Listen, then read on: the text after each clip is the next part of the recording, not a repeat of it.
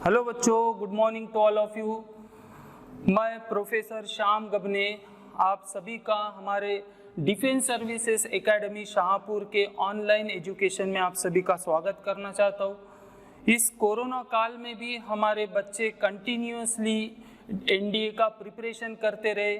हमारा एक crash course भी हुआ था एनडीए का, है ना, और क्रैश कोर्स के मतलब प्रैक्टिस किए मैक्सिमम उसी टाइप के क्वेश्चन एनडीए एग्जाम में आए हैं। आज बच्चों हम एनडीए में जो 2020 6 सितंबर को जो एग्ज़ाम हुई उसके फिजिक्स के पेपर के एनालिसिस करने वाले हैं। साथ ही साथ उन क्वेश्चंस को हम सॉल्व भी करके देखेंगे ताकि एग्ज़ाम में हमारी कुछ गलतियां तो नहीं हुई, हमारे कितने क्वेश्चन सही है इसकी भी आपको एक बढ़िया से आइडिया मिल जाएगी। ठीक है, तो चलो आगे बढ़ते हैं। हम आज जो पेपर यहाँ पे सॉल्व करने वाले फिजिक्स का वो सेट सी से है। ठीक है, अलग अलग बच्चों को अलग अलग सेट मिले होंगे जिसकी वजह से जो क्वेश्चन नंबर होते हैं बच्चों वो आगे पीछे होंगे, बट सेम ही क्वेश्चन रहते हैं, आप सभी को पता है, सिर्फ क्वेश्चन नंबर चेंज हो सकते हैं। तो हम जो सेट सी है वो क्वेश्चन पेपर को रेफर करने वाले हैं, उसके अकॉर्डिंग जो क्वेश्चन नंबर है उनको हम 1 बाय 1 सॉल्व करके देखेंगे। अब जैसे इस बार का जो हमारा एनडीए का पेपर आया बच्चों फिजिक्स का, उसमें कुछ चैप्टर के ऊपर कुछ क्वेश्चन ही नहीं आए, तो कुछ पर्टिकुलर टॉपिक्स पे बहुत ज़्यादा क्वेश्चंस आ गए। जैसे करंट इलेक्ट्रिसिटी पे लगभग हर साल 3 क्वेश्चंस आते थे, इस बार लगभग 5 क्वेश्चंस पूछे उसके ऊपर। हमारा जो ऑप्टिक्स है, लाइट से रिलेटेड जो चैप्टर है बच्चों, उसके ऊपर भी इस बार बहुत सारे क्वेश्चन पूछे गए। तो चलिए 1 बाय 1 हम सभी को डिस्कस करने वाले हैं। तो हमारे एनडीए 2020 के एग्जाम में फिजिक्स का जो सेट सी मतलब पेपर का सेट सी वाला क्वेश्चन था, उसमें जो हमारा फिजिक्स का फर्स्ट क्वेश्चन था दैट इज क्वेश्चन नंबर 54। तो इस क्वेश्चन में देखिए बच्चों क्या पूछा है, a liquid is kept in a glass beaker. Glass beaker सभी को समझता है, ठीक है, एक ग्लास से बना हुआ बीकर है। क्या बोल रहा है, विच of the following statement is correct regarding the pressure exerted by the liquid column. हमें आप सभी को पता है कि हम किसी पर्टिकुलर बीकर में पानी रखे, वाटर रखे, लिक्विड रखे, तो वो पर्टिकुलर प्रेशर को एक्सर्ट करता है लिक्विड कॉलम, है ना। कैपिलरी एक्शन में भी हमने डिस्कस कर चुका है। तो उसमें पूछा गया है कि जो pressure exerted by the liquid column at the base of the beaker is, उसके बारे में हमें डिफरेंट स्टेटमेंट दिए। और सबसे पहले बेटा जो pressure exerted by the liquid column होता है उसका जो फॉर्मूला होता है P, that is pressure is equal to H rho G होता है। यह हमारा जो बेसिक फॉर्मूला है pressure exerted by the liquid column. तो यहाँ पे जो H है that is the height of liquid column होता है। उसके बाद rho is the density of that particular liquid and G is the acceleration due to gravity होता है। तो देखिए 1 बाय 1 हम स्टेटमेंट को चेक करते हैं और कौन सा करेक्ट स्टेटमेंट हमें यहाँ पर बताना है।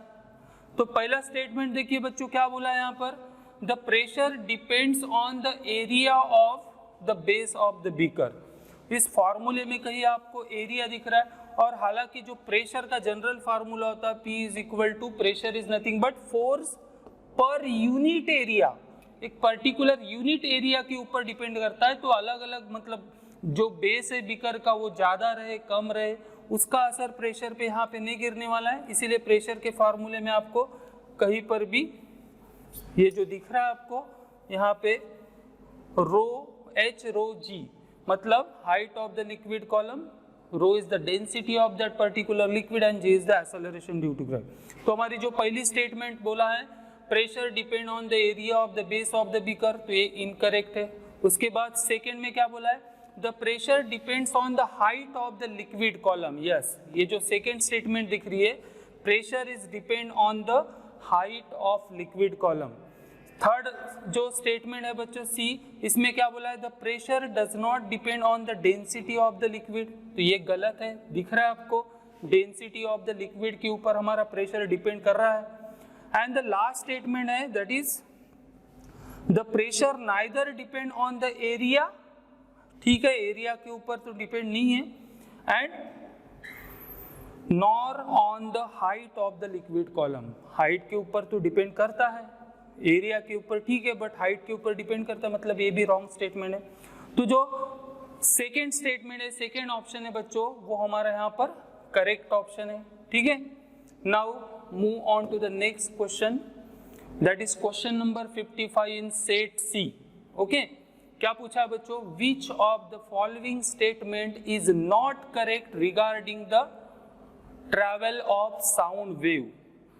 नीचे दिए गए हमें 4 स्टेटमेंट या 4 ऑप्शन दिए, और इसमें से कौन सा इनकरेक्ट है बोलता है regarding to the sound wave. अब सभी को पता है बच्चों, sound wave is a type of mechanical wave, है ना, और मैकेनिकल वेव्स मतलब लॉन्गिट्यूडनल या ट्रांसवर्स वेव होती है।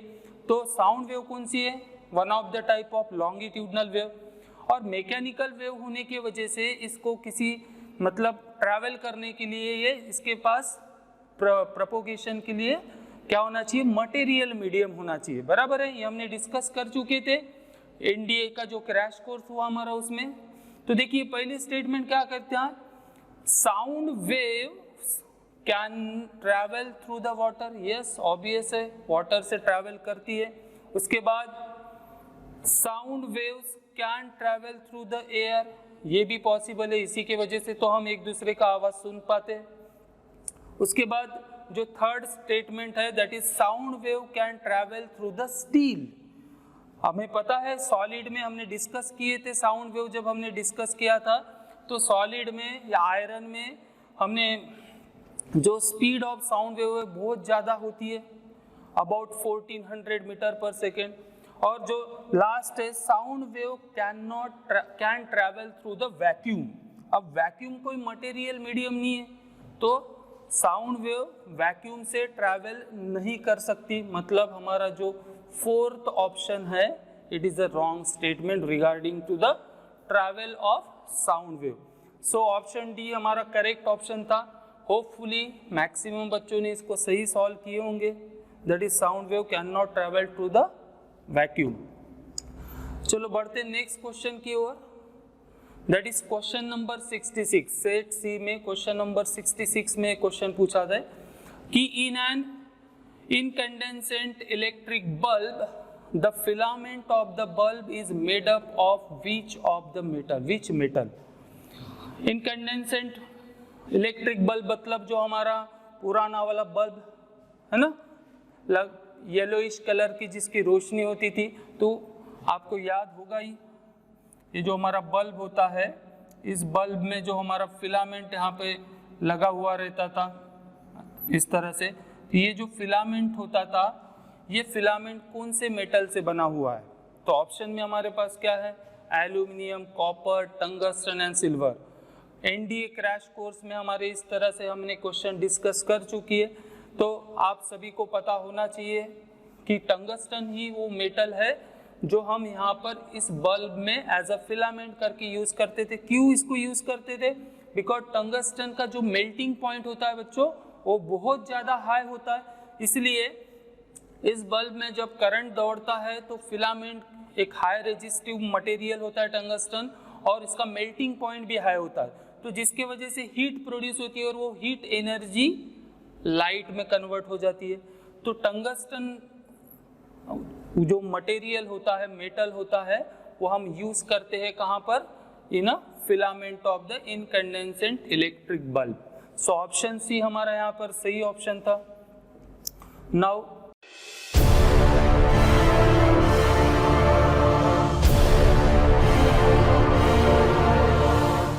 Move on to the next question, that is question number 67। Current electricity से रिलेटेड क्वेश्चन है, बहुत ही सिंपल क्वेश्चन था ये भी। क्या पूछा है बच्चों यहाँ पर, 2 equal resistors are, 2 equal resistances है जिसका उन्होंने वैल्यू न देते हुए उसको नाम दे दिया capital R, connected in parallel. ठीक है, जैसे ये डायग्राम में दिख रहे हैं, यहाँ पर ये जो आर है और एक दूसरा रेजिस्टेंस है आर, ये दोनों एक दूसरे के पैरेलल में कनेक्ट किए और 100 मिली एम्पियर का इसमें करंट फ्लो हो रहा है। साथ ही साथ आगे क्या बोल रहा है, a battery of 12 volt is connected. ये जहाँ पे बैटरी दिख रही है ये 12 वोल्ट की बैटरी है यहाँ पर कनेक्टेड।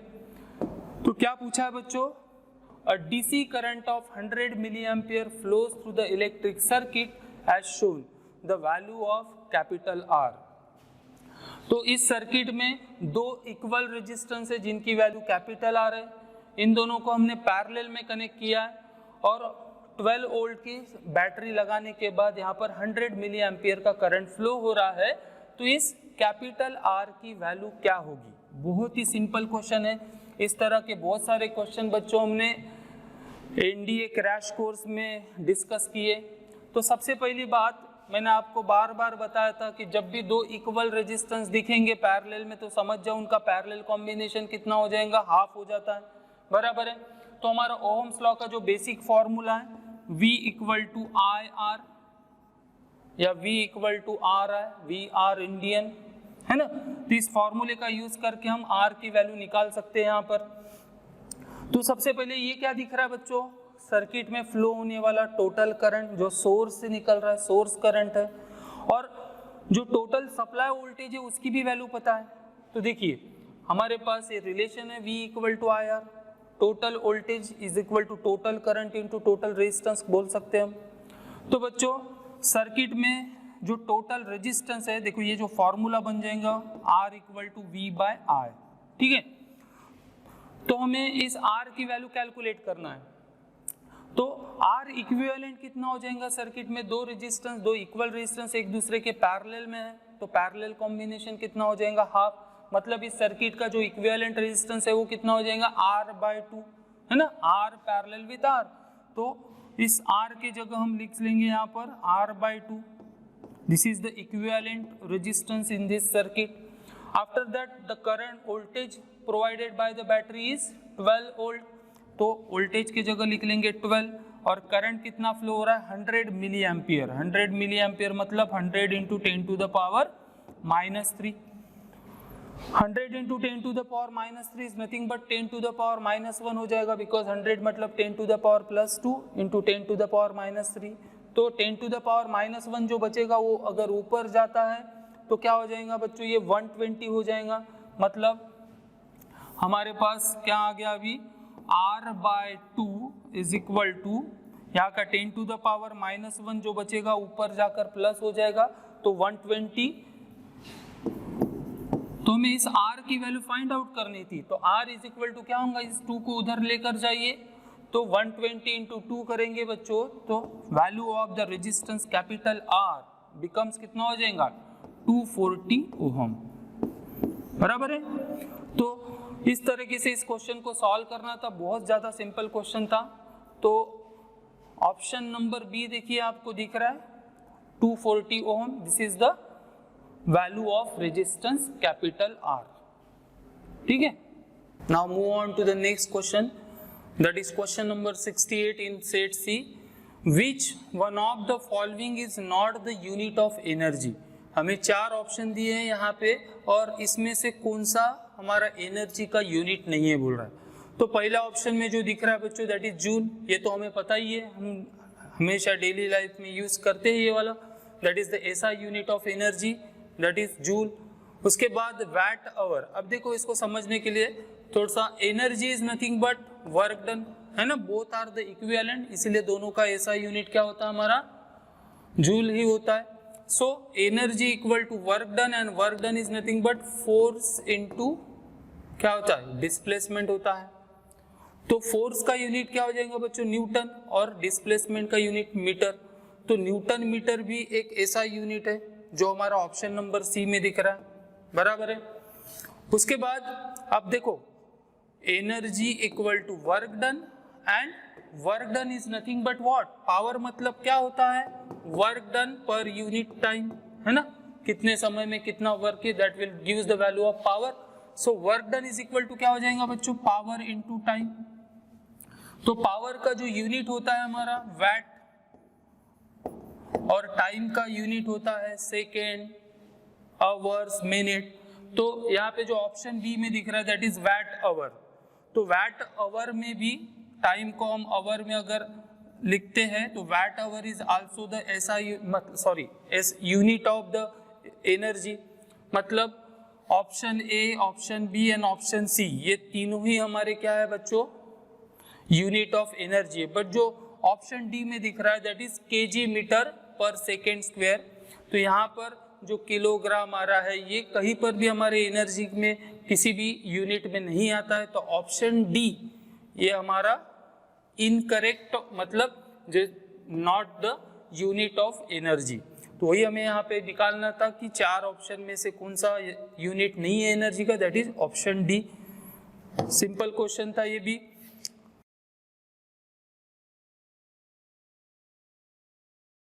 काफी लोगों ने सही सॉल्व किए इसको।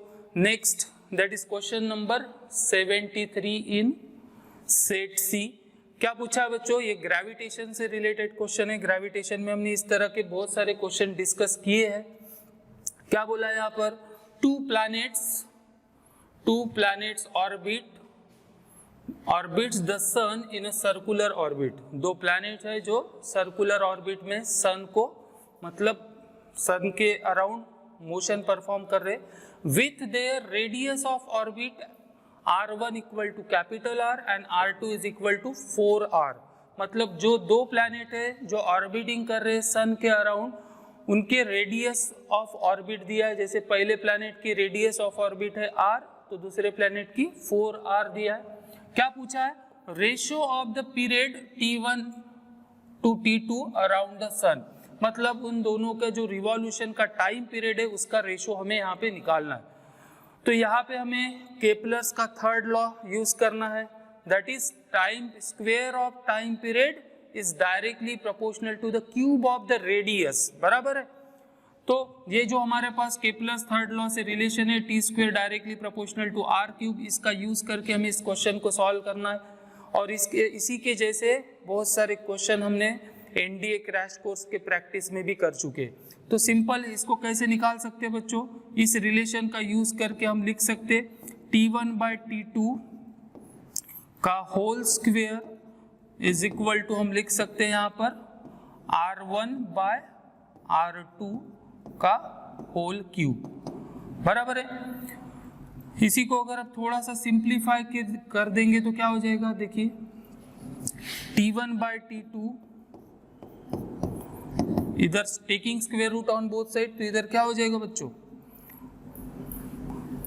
अंडर रूट ऑफ R1 के जगह हम क्या लिख सकते हैं, R, कैपिटल R दिया है उसने, और R2 कितना है बच्चों 4R, इसका होल क्यूब है ना। R1 बाय R2 का होल क्यूब था, दोनों साइड में हमने स्क्वायर रूट लिए, तो ये T1 बाय T2 हो गया और ये स्क्वायर रूट में चला गया। अब देखिए यहाँ से R को अगर कैंसिल कर देते हैं हम, तो क्या बच गया 1/4, और 1/4 का अगर आप क्यूब करोगे तो कितना आ जाएगा 1/64 है ना। सो अंडर रूट ऑफ 1/64 हमारा आंसर आ गया। 1/4 का क्यूब करोगे तो, और 64 का स्क्वायर रूट निकालोगे तो आप सभी को पता है 8। So under root of 1/64 is nothing but 1/8। So ratio of the time period of the two planets around the sun is nothing but 1/8। तो चलिए एकदम सिंपल क्वेश्चन था ये भी। ऑप्शन नंबर बी आपको दिख रहा है करेक्ट ऑप्शन है, that is T1 by T2 is nothing but 1/8। Now move on to the next question, that is question number 74। ठीक है, क्या पूछा है बच्चों यहाँ पर, a metallic wire having a resistance of 20 ohm. Again this is the question of current electricity. क्या बोला है, a metallic wire having a resistance of 20 ohm is cut into 2 equal parts in length, है ना। एक metallic wire है जिसका resistance 20 ओम है, बोलता है उसको 2 इक्वल पार्ट में डिवाइड कर दिए। अब आप सभी को पता है रेजिस्टेंस और लेंथ ऑफ कंडक्टर में क्या रिलेशन होता है, resistance is directly proportional to the length of conductor.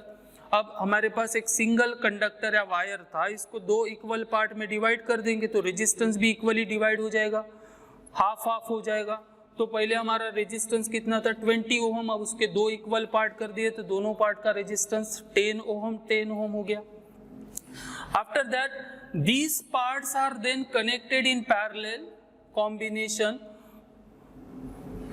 ठीक है, तो क्या पूछा है, द रेजिस्टेंस ऑफ दिस, तो जो टोटल इक्विवेलेंट रेजिस्टेंस होगा कितना होगा, पहले 20 ओम था, दो इक्वल पार्ट कर दिए, तो 10 ओम का दो रेजिस्टेंस है, फिर उन दोनों को हम क्या कर रहे हैं बच्चों, एक दूसरे के पैरेलल में कनेक्ट कर दिए। तो मैंने अभी थोड़ी देर पहले हमारा एक इसी तरह का क्वेश्चन हुआ जहाँ पे R और R दो पैरेलल में थे, आपको मैंने बताया हूँ कि दो इक्वल रेजिस्टेंस अगर एक दूसरे के पैरेलल में हो तो उनका पैरेलल कॉम्बिनेशन कितना हो जाता है, हाफ हो जाता है। तो 10 पैरेलल विद 10 कितना होगा, 10 into 10 डिवाइडेड बाय 10 plus 10, तो इट इज इक्वल टू 5 ओम। तो ऑप्शन नंबर जो सी है हमारा वो करेक्ट आंसर है। एकदम सिंपल क्वेश्चन था, ये भी कुछ नहीं करना था। सबसे पहले दो इक्वल पार्ट कर दिए तो रेजिस्टेंस को हाफ हाफ डिवाइड कर दिए, फिर दो इक्वल रेजिस्टेंस को पैरेलल में कनेक्ट किए, तो सिंपल सा फंडा है, दो इक्वल रेजिस्टेंस अगर पैरेलल में तो पैरेलल कॉम्बिनेशन हाफ हो जाएगा। तो 10 पैरेलल विद 10 करोगे तो आपको मिलेगा 5 ohm. That is option C is our correct option in this question. Now move on to the next question.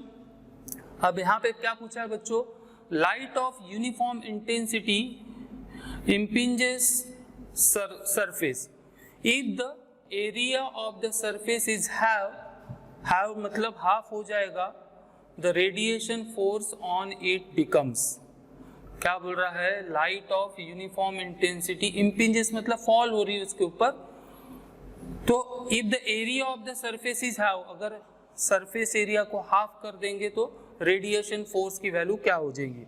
तो जो रेडिएशन फोर्स होता है बच्चों, इस तरह के क्वेश्चन ज़्यादा एनडीए में नहीं पूछे हैं, मगर ये थोड़ा सा कॉम्प्लिकेटेड क्वेश्चन कुछ बच्चों के लिए हो सकता है। ये जो रेडिएशन फोर्स का फॉर्मूला होता है दैट इज ट्वाइस IA/C। यहाँ पे जो I होता है बच्चों that is the intensity of light, जो यूनिफॉर्म है यहाँ पर। उसके बाद this is the area of surface and C is the velocity of light. तो इन चीज़ों के बारे में भी कोई बात नहीं हो रही, मतलब इंटेंसिटी यूनिफॉर्म है, लाइट की इंटेंसिटी कांस्टेंट होती है, लाइट की वेलोसिटी कांस्टेंट होती है, तो force is directly proportional to क्या दिख रहा है हमें, एरिया, सरफेस एरिया।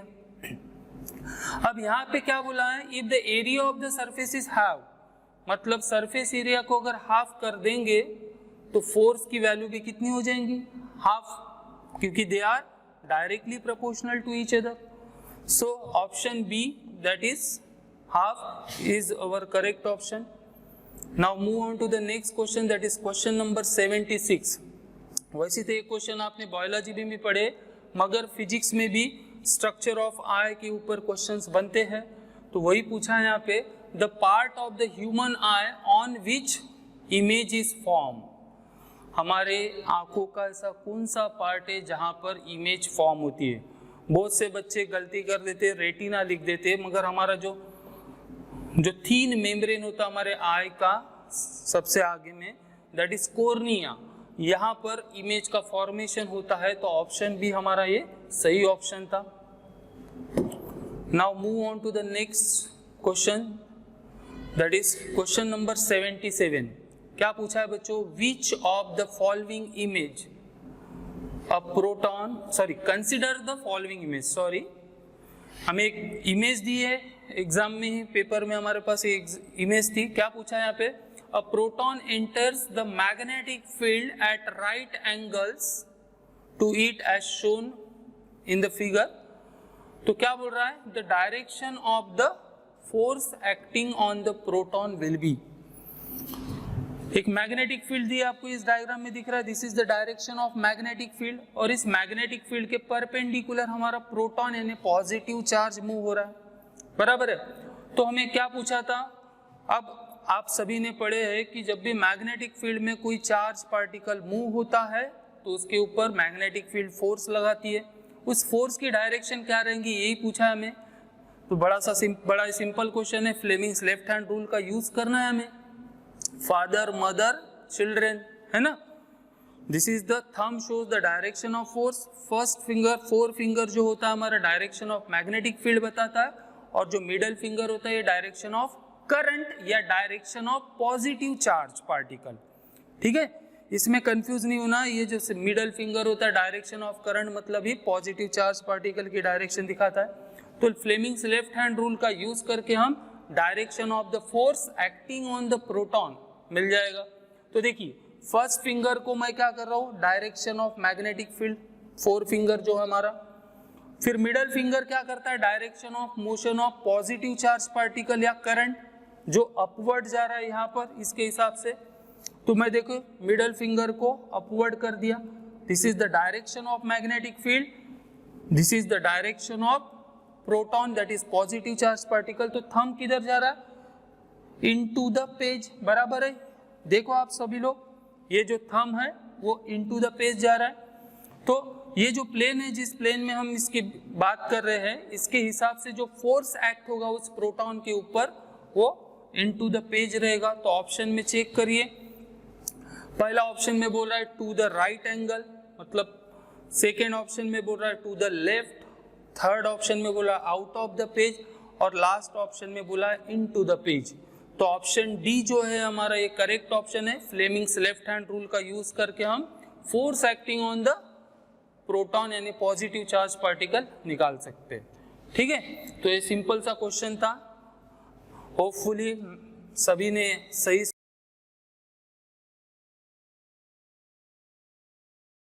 सॉल्व की होगी इसको। Now move on to the next question, that is which of the following statement about the sound is not correct. Again sound waves के ऊपर हमारा क्वेश्चन आया है, ये भी बहुत ही सिंपल क्वेश्चन है। यहाँ पे चार हमें स्टेटमेंट दिए, उसमें से इनकरेक्ट स्टेटमेंट कौन सी है वो हमें यहाँ पे पूछा है। तो चलिए वन बाय वन डिस्कस करते हैं। पहले स्टेटमेंट में क्या बोला है बच्चों, sound travels at the speed slower then the speed of light. Yes obvious है ना, स्पीड ऑफ लाइट बहुत ज्यादा होती है 3 × 10⁸ एयर की अगर बात करते, उस कंपैरिजन में साउंड की 330 to 340 मीटर पर सेकेंड होती है। तो पहली स्टेटमेंट हमारी सही है, हमें इनकरेक्ट स्टेटमेंट निकालना है। सेकेंड क्या बोल रहा है, sound waves are a transverse wave. अभी मैंने इसके पहले साउंड वेव से रिलेटेड एक क्वेश्चन आया था, मैंने आपको बताया था sound wave is one of the type of mechanical wave. Mechanical wave को हम दो कैटेगरी में डिवाइड करते हैं, लॉन्गिट्यूडनल एंड ट्रांसवर्स। तो साउंड वेव हमारी लॉन्गिट्यूडनल वेव का टाइप है, और यहाँ पे जो ऑप्शन बी में बोला है sound wave are the transverse wave, तो यही हमारी इनकरेक्ट स्टेटमेंट थी यहाँ पर। ठीक है, नेक्स्ट जो स्टेटमेंट बोला है sound waves are the longitudinal wave, तो ये सही स्टेटमेंट है। और लास्ट ऑप्शन में sound wave travels faster in the moist air than the dry air, तो ये भी हमारा सही है। हमने देखे थे factor affecting the speed of sound waves, है ना, डिस्कस किए थे, टेम्परेचर, ह्यूमिडिटी, तो उसके हिसाब से साउंड वेव ये वाला भी स्टेटमेंट हमारा करेक्ट है। सो हमें इनकरेक्ट स्टेटमेंट निकालना था यहाँ से, तो ऑप्शन बी जो है हमारा इनकरेक्ट स्टेटमेंट है, that is sound wave is a transverse wave. Sound wave कौन सी वेव होती है बच्चों, लॉन्गिट्यूडनल वेव होती है। Now move on to the next question, that is question number 79। क्या पूछा है, when the short circuit condition occurs current in the circuit. ये वाला क्वेश्चन, इसी टाइप के सेम क्वेश्चंस हमने डिस्कस किए थे करंट इलेक्ट्रिसिटी वाले चैप्टर में, याद आ रहा है आपको। आपने जैसे हमने इलेक्ट्रिकल फ्यूज की जब बात करते हैं तो वहाँ पे हम इसको डिस्कस किए थे। जब भी हमारे सर्किट में, इलेक्ट्रिक सर्किट में शॉर्ट सर्किट कंडीशन ऑकर होती है तो एकदम से करंट बढ़ता है सर्किट में, जिसके वजह से हीट प्रोड्यूस होती है और हमारे सर्किट में आग लग सकती है। इसीलिए हम इलेक्ट्रिक सर्किट में शॉर्ट सर्किट कंडीशन को अवॉइड करने के लिए फ्यूज का यूज करते थे, है ना। तो इस बार इलेक्ट्रिकल फ्यूज के ऊपर डायरेक्टली क्वेश्चन नहीं पूछा है, बट उससे रिलेटेड शॉर्ट सर्किट वाला जो टॉपिक है, तो शॉर्ट सर्किट कंडीशन में क्या होता है, अचानक से करंट इंक्रीज होना चालू हो जाता है। सो क्या बोल रहा है, when short circuit condition occurs current in the circuit become zero, नहीं। सेकेंड जो ऑप्शन है यहाँ पे रिमेन्स कांस्टेंट, ये भी गलत है। आफ्टर दैट ऑप्शन सी में इंक्रीजेस सब्सटेंटेनियसली, यस, ये जो हमारा ऑप्शन सी है ये हमारा करेक्ट ऑप्शन है। तो शॉर्ट सर्किट कंडीशन में करंट क्या होता है, इंक्रीज होना चालू हो जाता है। Now move on to the next question, that is question number 83 in paper set C क्या बोला है, which one of the following types of radiation has the smallest wavelength. इस क्वेश्चन में भी थोड़ा सा बच्चे कंफ्यूज हो सकते हैं कि जिनको पूरा डिटेल नहीं पता है। ये जो चार ऑप्शन दिए, microwave, infrared, visible light and X rays, तो जिसमें सबसे ज्यादा एनर्जी होती है उसकी वेवलेंथ कम होती है। तो इसमें जो ऑप्शन डी था बच्चों, ये करेक्ट ऑप्शन था, that is X ray has a smallest wavelength, है ना। बहुत से बच्चों ने यहाँ पे गलतियां भी की है, मगर कुछ बच्चों ने सही अटेम्प्ट भी किया। तो एक्सरे का जो वेवलेंथ होता है वो हमारा सबसे स्मॉलेस्ट होता है अमॉन्ग दिस फोर, ठीक है। Now move on to the next question, that is question number 86. क्या पूछा है यहाँ पे, the sun appears reddish during the sunrise and sunset. The phenomenon in the optics which is responsible for this appearance of the sun is. हमने 10th में भी पढ़ चुके हैं ये सवाल, है ना, कि during the sunrise and during the sunset why sun appears reddish. ये जो फिनोमिनन होते हैं ड्यूरिंग द सनराइज या ड्यूरिंग द सनसेट, जो डिस्टेंस होता है हमारे पर्सन और जो सन के बीच का वो ज़्यादा होता है, और रेड जो कलर होता है हमने जो स्कैटरिंग होती है लाइट की, जिसके वजह से जो लॉन्गेस्ट वेवलेंथ वाला लाइट होता है हमारे आंखों के पास पहुंचता है, और उसी फिनोमिनन के वजह से, दैट इज स्कैटरिंग फिनोमिनन, इस स्कैटरिंग फिनोमिनन के वजह से ही हमें during the sunrise and during the sunset sun appears reddish. तो ऑप्शन सी जो हमारा है यहाँ पर वो करेक्ट ऑप्शन है, that is due to the phenomenon of scattering of light sun appears reddish, है ना। तो एक बहुत ही सिंपल क्वेश्चन था, मैक्सिमम बच्चों ने सही सॉल्व किए इसको। Now move on to the next question, that is question number 87।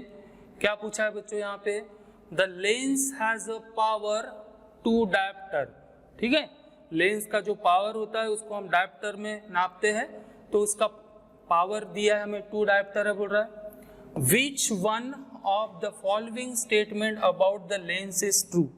तो नीचे दिए गए 4 स्टेटमेंट से कौन सी स्टेटमेंट हमारी ट्रू है बोलता है। सबसे पहले बच्चों जो पावर होता है, पावर ऑफ द लेंस और फोकल लेंथ, इसमें एक रिलेशन होता है। क्या होता है वो relation, power is nothing but reciprocal of the focal length of the lens, है ना। तो उसके हिसाब से हमें पावर की वैल्यू दी है, तो पावर से हमें फोकल लेंथ मिल जाएंगी, that is F is equal to 1/P हो जाएगा। इसी फॉर्मूले को हम मतलब मॉडिफाई कर देंगे, तो F को इधर ला लेंगे, तो focal length is the reciprocal of the power, जिसकी वैल्यू 2 डायप्टर है, तो 1/2 करेंगे, मतलब फोकल लेंथ कितनी आ जाएंगी हमारी लेंस की 0.5। साथ ही साथ हमारे फोकल लेंथ की वैल्यू कैसी आ रही है बच्चों, पॉजिटिव आ रही है ना।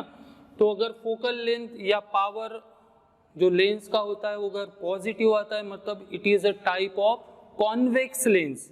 अगर कॉनकेव लेंस आता है तो वहाँ पे फोकल लेंथ निगेटिव आएंगे। हमने साइन कन्वेंशंस पढ़ चुके हैं ऑप्टिक्स में, है ना, 10th में भी साइन कन्वेंशंस पढ़ चुके थे। तो हमारे पास अब ऑप्शन देखना है, 1 by 1 चेक करना है। तो the lens is a concave and has a focal length of 0.5 metre बोल रहा है। तो हमारी फोकल लेंथ तो 0.5 मीटर है, मगर पॉजिटिव फोकल लेंथ होने की वजह से it is a convex lens not a concave. तो सेकेंड ऑप्शन देखिए क्या बोल रहा है, the lens is a convex and has a focal length of 2 metre. अब यहाँ पे लेंस सही बोल रहा है कॉन्वेक्स, मगर जो फोकल लेंथ की वैल्यू है उसको 2 मीटर बोल दिया, तो ये भी इनकरेक्ट है। थर्ड ऑप्शन में क्या बोला है, the lens is convex and has a focal length of 0.5 metre. तो ऑप्शन नंबर सी जो है हमारा वो करेक्ट स्टेटमेंट है यहाँ पर, क्योंकि हमने फोकल लेंथ निकाल के देखी थी तो वो 0.5 मीटर आ रही है, और पॉजिटिव फोकल लेंथ होने की वजह से it is a type of convex lens. So option C हमारा यहाँ पे करेक्ट ऑप्शन था।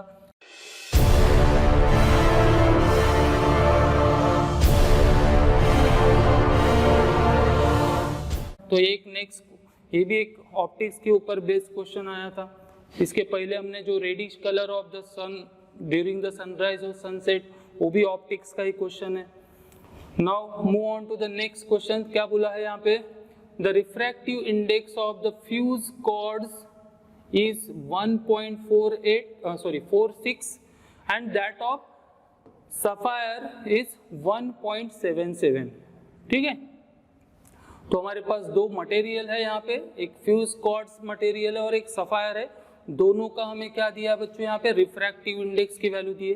अब क्या बोल रहा है, if VQ is the speed of light in quartz and VS is the speed of light in sapphire. ठीक है, ये जो दो अलग अलग मीडियम है क्वार्ट्ज और सफायर, उसके अंदर जो स्पीड ऑफ लाइट है दैट इज VS और VQ से हमने उसको रिप्रेजेंट किया है। तो क्या बोल रहा है, then which of the following relation is correct. तो देखो आप ऑप्शन में देख सकते हो, यहाँ पे चार ऑप्शन में क्या दिया बच्चों, जो स्पीड ऑफ लाइट है तो दोनों मीडियम में that is quartz and sapphire, उसके बीच में कंपैरिजन है ना। तो सबसे पहले हमें स्पीड ऑफ लाइट और जो हमें क्वेश्चन में दिया है दोनों मीडियम का क्या दिया है, रिफ्रैक्टिव इंडेक्स, इसमें क्या रिलेशन होता है। तो refractive index that is mu, किसी टेक्स्ट बुक में n भी है, कंफ्यूज नहीं होना है। क्या रिलेशन है, it is equal to C upon Vm।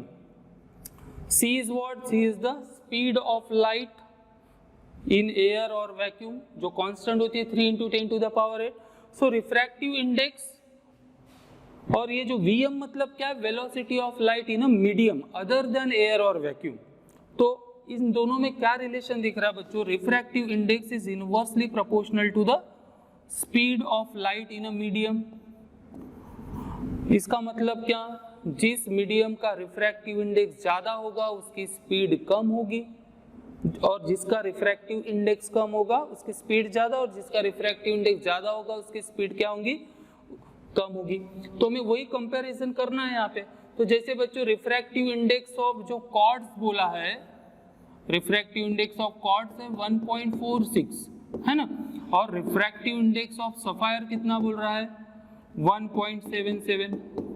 इसका मतलब क्या है, mu S that is refractive index of sapphire is greater than refractive index of quartz, that's why speed of light in sapphire is less than speed of light in quartz. मतलब quartz का refractive index कम होने की वजह से वहां पे जो speed of light है वो ज्यादा रहेगी। तो देखिए ऑप्शन नंबर फर्स्ट ही हमारा करेक्ट दिख रहा है, that is VQ that is speed of light in quartz is greater than speed of light in sapphire, है ना। इसी को हम ऐसा भी लिख सकते हैं ना, VQ greater than VS। So option number A is our correct option. बहुत ही बेसिक क्वेश्चंस पूछे थे, बहुत ज्यादा यहाँ पे दिमाग लगाने की जरूरत नहीं है, बेसिक फॉर्मूला है, इसको अगर हमें समझ में आ जाता है तो इसके ऊपर हमने इस क्वेश्चन को इजीली सॉल्व कर सकते हैं। Now move on to the next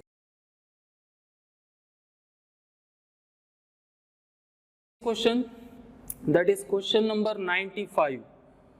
again this is a question of optics। मैंने बोला था आपको स्टार्टिंग में ऑप्टिक्स के ऊपर, लाइट के ऊपर बहुत सारे क्वेश्चन इस एग्जाम में पूछे गए।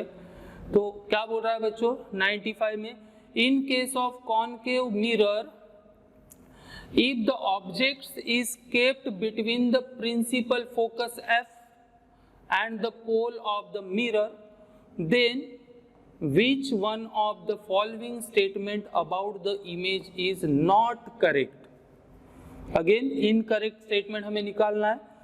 उसके लिए देखो हमें कुछ कंडीशन दिए और इन कंडीशंस को हमने 10th में भी आपने ये कंडीशंस पढ़ चुके, टेबल था। 11th में भी हमने इस कंडीशंस को ऑप्टिक्स में डिस्कस कर चुके। तो क्या कंडीशन है, जैसा कॉनकेव मिरर है बोल रहा है, इस कॉनकेव मिरर में यहाँ पे suppose this is the focus, principal focus, this is the centre of curvature, this is pole. तो क्या पूछा है बच्चों कि अगर जो हमारा ऑब्जेक्ट है वो कहाँ पे रख रहे, प्रिंसिपल फोकस और पोल के बीच में, यहाँ पे कहीं हम ऑब्जेक्ट को रख रहे हैं, तो क्या कंडीशन आती है। अगर ऐसी सिचुएशन आती है, if object is kept between the principal focus and the pole, in that case image is form behind the mirror, है ना। इमेज कहाँ फॉर्म होती है, मिरर के पीछे होती है, वर्चुअल होती है, इरेक्ट होती है। ये कंडीशंस है ना। तो इन कंडीशंस को हमें यहाँ पे यूज करना है। तो जैसे 4 ऑप्शन में से हमें इनकरेक्ट स्टेटमेंट निकालना है, तो पहली स्टेटमेंट क्या बोलता है बच्चों, पहला option the image will be virtual. Yes, concave mirror में ये एक ही सिचुएशन होती है जहां पर हमारी इमेज कैसी बनती है, वर्चुअल बनती है। दूसरा क्या बोल रहा है, image will B enlarge and और मैग्नीफाइड। यस, इमेज जो फॉर्मेशन होती है बिहाइंड द मिरर होती है और एनलार्ज होती है, मतलब सेकेंड स्टेटमेंट भी सही है। थर्ड स्टेटमेंट क्या बोल रहा है, the image will be form at infinity. ये जो ऑप्शन दिख रहा है ऑप्शन सी कि इमेज कहाँ फॉर्म होगा, बोलता है इन्फिनिटी। इन्फिनिटी पे कब फॉर्म होती है, जब ऑब्जेक्ट कहाँ पर रहता है हमारा, ऑन द फोकस रहता है। प्रिंसिपल फोकस पे अगर हम ऑब्जेक्ट रखते हैं तब इमेज इन्फिनिटी पे फॉर्म होती है। मतलब ये जो सी स्टेटमेंट है, सी ऑप्शन है, ये एक इनकरेक्ट स्टेटमेंट है। और लास्ट वाला क्या बोल रहा है, the image will be erect. Yes, image will be virtual and erect. So option D भी हमारा सही था। तो ऑप्शन सी जो है that is image will be form at infinity, it is a incorrect statement. So option C हमारा यहाँ पे सही ऑप्शन था। Now move on to the next question. देखिए again this is a question of optics, है ना, light से related question है। क्या बोला है, the correct relation between the radius of the curvature capital R and small and focal length F of the spherical mirror. अभी मैंने जो डायग्राम निकाला था आपके सामने कि जो हमारा स्फेरिकल मिरर होता है उसके रेडियस ऑफ कर्वेचर और फोकल लेंथ में क्या रिलेशन होता है। This is principal focus, this is the centre of curvature, और ये होता है पोल। तो पोल से फोकस का जो डिस्टेंस होता है that is the focal length, बराबर है। और पोल से जो हमारा सेंटर ऑफ कर्वेचर की जो लेंथ होती है that is the radius of curvature. और क्या रिलेशन है बच्चों इसमें, radius of curvature of the mirror is 2 times the focal length. ये हमारा करेक्ट रिलेशन है। इसके ऊपर न्यूमेरिकल्स भी सॉल्व कर चुके हैं 11th में। That is R equal to twice F. This is the correct relation between the radius of curvature and the focal length. तो ऑप्शन नंबर बी देखिए हमारा सही स्टेटमेंट दिखे, मतलब करेक्ट रिलेशन दिखा रहा है, that is radius of curvature is the 2 times the focal length of the mirror. So option B हमारा यहाँ पे सही ऑप्शन था क्वेश्चन नंबर 116 में। Now next question that is question number 117। Again this is the reflection of light, optics का question है। लगभग 8-9 question हमारे ऑप्टिक्स से रिलेटेड क्वेश्चन पूछे थे इस एनडी एग्जाम में। क्या पूछा है बच्चों, मगर बेसिक क्वेश्चन थे, बहुत ज़्यादा डिफिकल्ट नहीं थे, तो मैक्सिमम बच्चों ने इसको सॉल्व किया ही होगा। क्या पूछा है, the lemon kept in a water in a glass tumbler. हमारा ग्लास टम्बलर मतलब एक ग्लास ही समझ लीजिए। वहाँ पे क्या बोल रहा है, लेमन रखा है किसमें, इन अ वाटर। आप देखते होंगे हमारे डेली लाइफ में जो जूस बेचने वाले होते हैं, लेमन जूस वगैरह जो बेचते हैं ठेले पे, तो उनके पास पानी के मतलब ग्लास में पानी और उसके अंदर लेमन डाले रहते हैं, जिसका साइज हमें बाहर से जो अपीयर होता है वो बिग दिखता है। वो किस वजह से होता है, क्योंकि जब लाइट रेज उस वाटर में से ग्लास में से पास होती है तो वहाँ पे रिफ्रैक्शन ऑफ लाइट होता है, डेविएशन ऑफ लाइट होता है। और इस फिनोमिनॉन के वजह से हमारा जो लेमन रखते हैं हम उस ग्लास के अंदर, उसका साइज क्या दिख रहा है, larger than the actual size. तो क्वेश्चन में वही पूछा है बच्चों कि ये जो होता है ये कौन से फिनोमिनॉन की वजह से होता है। तो पहले ऑप्शन में बोला है हमें reflection of light, it is incorrect. Second is the scattering of light, it is also incorrect. Third one is the refraction of light, yes. Option C जो है हमारा इसी phenomenon that is refraction of light के वजह से हमारा जो lemon का साइज होता है kept inside the glass in a water is appears larger than its actual size. तो मैक्सिमम बच्चों ने इसको सही सॉल्व किए होंगे। Now move on to the next question, that is question number 119 in the paper set C. क्या पूछा है बच्चों यहाँ पर, name of the scientist who first use a glass prism to obtain the spectrum of sunlight.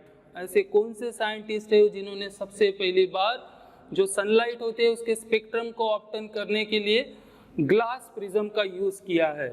तो आप कहीं पर भी किताबों में जाकर देख लीजिए, आपको जो ऑप्शन मिलेगा मतलब सर आइजैक न्यूटन, यही वो पहले न्यूटन बाबा हमारे, यही वो पहले व्यक्ति थे जिन्होंने क्या किया था, ग्लास प्रिज्म का यूज किया था to obtain the spectrum of sunlight. So option number C जो है हमारा यहाँ पर करेक्ट ऑप्शन है।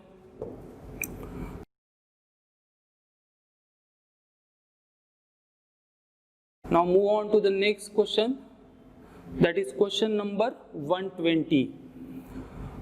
अब देखिए जैसे हम पेपर सॉल्व कर रहे हैं, आप देख रहे होंगे कि ऐसा लग रहा है हम 2 ही चैप्टर सॉल्व कर रहे हैं। यहाँ पे मैक्सिमम क्वेश्चन हमारे करंट इलेक्ट्रिसिटी और ऑप्टिक्स के ऊपर पूछे थे इस एग्जाम में।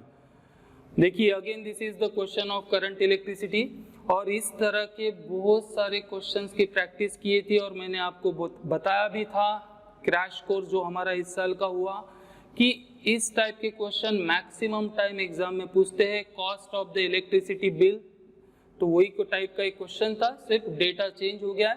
क्या बोला है, the cost of energy to operate an industrial refrigerator that consumes 5 kilowatt power working 10 hours per day for 30 days.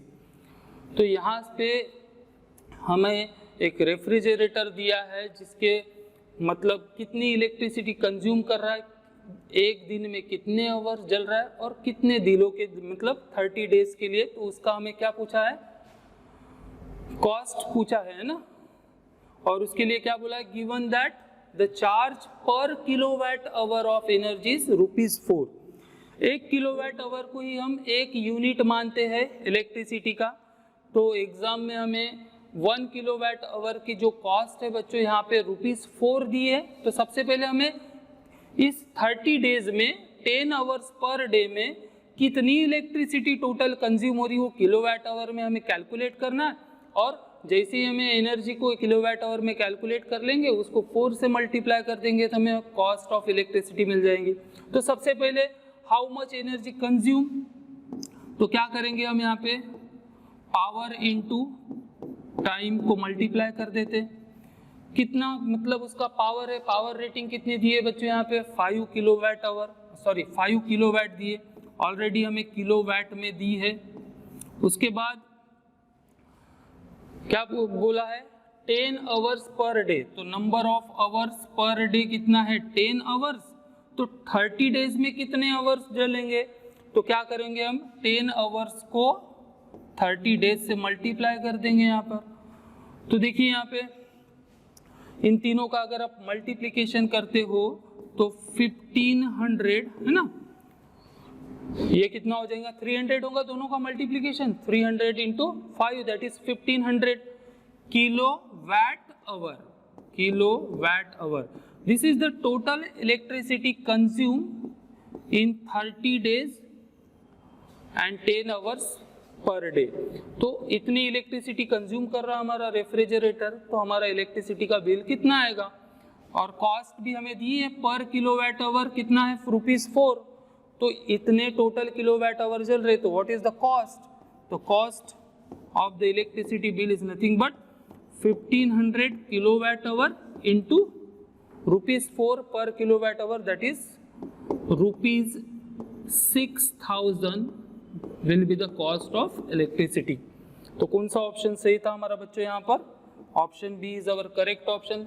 काफ़ी सिंपल क्वेश्चन था और ऐसे बहुत सारे क्वेश्चन की हमने प्रैक्टिस कर चुके थे, तो होपफुली सभी ने इसका आंसर सही सॉल्व किए होंगे। Now move on to the next question, that is question number 121। क्या पूछा है बच्चों, which of the following statement is regarding the magnetic field is not correct. अब मैग्नेटिज्म के ऊपर बेस्ड एक क्वेश्चन है, मैग्नेटिक फील्ड के बारे में बोला है क्वेश्चन में, तो 4 हमें स्टेटमेंट दी और इनमें से कौन सी इनकरेक्ट स्टेटमेंट है वो हमें निकालना था। तो चलिए 1 बाय 1 हर एक ऑप्शन को हम चेक करते। क्या बोल रहा है पहले ऑप्शन में, magnetic field is a quantity that has the direction and magnitude. Yes, magnetic field, electric field is a vector quantity which has a direction as well as magnitude. मतलब पहली स्टेटमेंट हमारी सही है। सेकेंड स्टेटमेंट में क्या पूछा है बच्चों, क्या बोला है, magnetic field lines are close curves. याद होगा ये आपको, जैसे हम मैग्नेटिक फील्ड लाइन को रिप्रेजेंट करते हैं बार मैग्नेट में, नॉर्थ साउथ पोल, तो मैग्नेटिक फील्ड लाइन कहाँ से कहा जाती है, नॉर्थ से साउथ की तरफ, बराबर है। आउटसाइड द मैग्नेट कैसी जाती है, वो from north pole to south pole, और इनसाइड द मैग्नेट वो कहाँ से कहा जाती है, साउथ से नॉर्थ। मतलब वो क्या करती है, क्लोज कर्व का फॉर्मेशन करती है। जैसे हमारे सेकेंड स्टेटमेंट में बोला magnetic field lines are the close curve, तो सेकेंड वाली स्टेटमेंट भी हमारी सही थी। थर्ड स्टेटमेंट में क्या बोला है, magnetic field lines are the open curves. ये जो हमारा दिख रहा है इनकरेक्ट स्टेटमेंट दिख रही है, क्योंकि मैग्नेटिक फील्ड लाइंस हमेशा क्या फॉर्म करती है बच्चों, क्लोज कर्व फॉर्म करती है। तो ऑप्शन सी हमारा इनकरेक्ट है। ऑप्शन डी भी हम चेक कर लेते हैं, क्या बोला है, no two magnetic lines are found cross each other. कभी भी इलेक्ट्रिक लाइंस ऑफ फोर्स या मैग्नेटिक लाइंस ऑफ फोर्स एक दूसरे को क्रॉस नहीं करते। अगर ऐसा होता है तो उस पर्टिकुलर पॉइंट पर मैग्नेटिक फील्ड या इलेक्ट्रिक फील्ड की दो डायरेक्शन होगी, और ये पॉसिबल नहीं होता। इसीलिए मैग्नेटिक फील्ड लाइंस और इलेक्ट्रिक फील्ड लाइंस कभी भी एक दूसरे को क्रॉस नहीं करती। तो चार स्टेटमेंट में से जो हमारे ऑप्शन सी में दिया है, that is incorrect statement regarding to the magnetic field lines. So option C is our correct option.